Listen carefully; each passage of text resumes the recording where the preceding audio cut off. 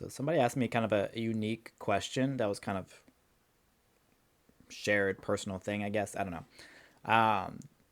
They have known me for about 3, 4 years now. I guess 3 years. I've been in Missouri for 3 years.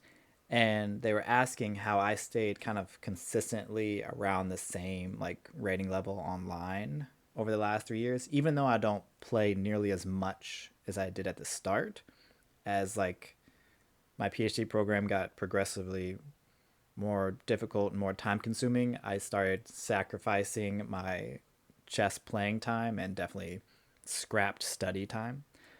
And in a lot of ways, that was their experience in school, but they feel like, well, I guess not just feel like, but objectively, their rating has gone down when they kind of pop into play every now and then and they lose more games to like the same level of people they played before. Um, and so they're asking me like how I stayed consistent in that way. And I thought that was interesting because I didn't really ponder it. I just kind of like part of my mind, my thinking was like, well, yeah, I stayed around the same as I was. Like I haven't gotten any better and I haven't gotten any worse. But they're thinking they've gotten worse.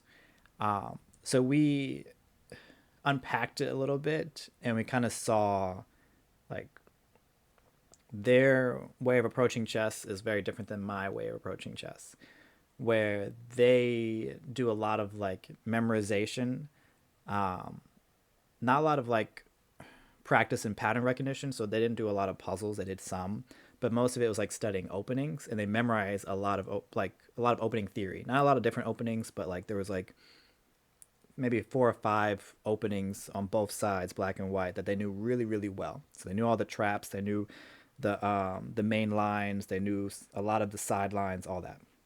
So when they played people, they already had a distinct advantage often with people who didn't memorize openings. And that's also an advantage on the clock, which is significant. So like they wouldn't spend as much time finding the right moves, at least like for the first like 8 to 15 moves or so, depending on what the opening was. So they had a lot of success in that. Though as time progressed and they weren't playing chess as often, that memory started to,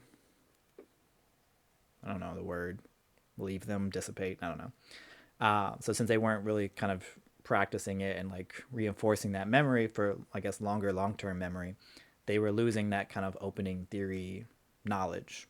Still probably better than mine, but not to the point that they had it before. So without that knowledge, when they came back to play, they were losing to people because they didn't really, that was their main strength and they didn't have it.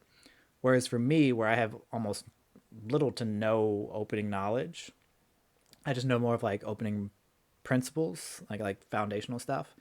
But I'm very good with pattern recognition and tactics, and I used to do a lot of puzzles. So a lot of the tactics I know to at this point, it's committed to my long term memory in a way that I don't have to reinforce it, which is different than his experience with openings.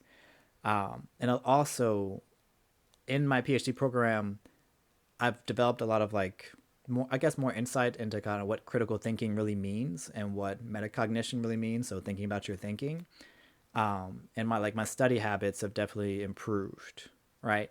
So even though it's not directly like focused on chess, like nothing about my program is really directly focused on playing chess, of course, but my development, my way of thinking has improved my way of playing in some ways, or like kind of like expanded on my way of playing.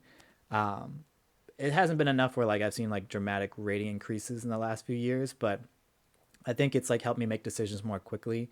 And even if I'm not playing as often, like maybe I'm losing some tactical knowledge. I'm not entirely aware.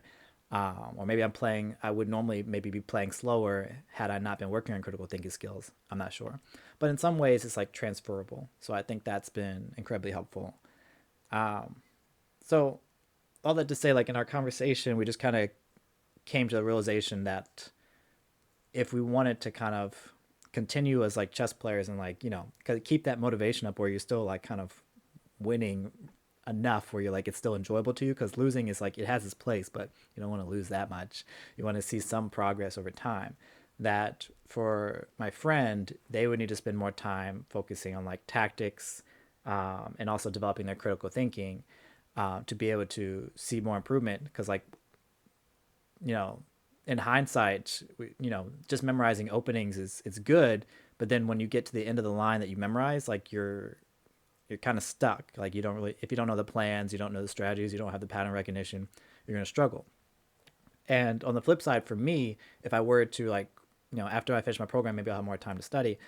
If I want to get better, I really truly need to study openings. It doesn't matter the level of critical thinking capacity that I reach if I don't actually do the work to memorize the openings or understand the openings, understand theory.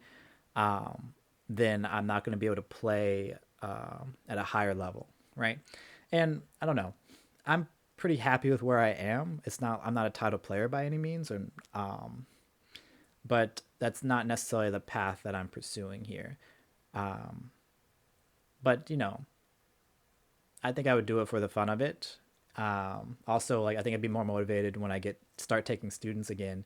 If there was a particular opening that they wanted to study, then it would be important for me to not only learn their opening, but to learn how to study openings effectively, so I can better guide them. Um, so yeah, I just thought that was interesting. I'd be curious if anyone else has like similar experiences to either myself or my friend. I'd be curious to learn about kind of like if you ever really reach a plateau and how do you deal with that? Is it like solved by reading books? Is it solved by getting a tutor, a mentor? Um, I think I just kind of want to add that I really do think like being in a PhD program has forced me to think about my thinking in a way that I never would have without it. I just don't see that in myself. I don't think I would have done that. So that I feel like if I were to return to competitive chess, that I imagine I would be a little bit better than I had been before. At the same time, like I also wonder, like, okay, I'm older now. How much of that is a factor? Mm.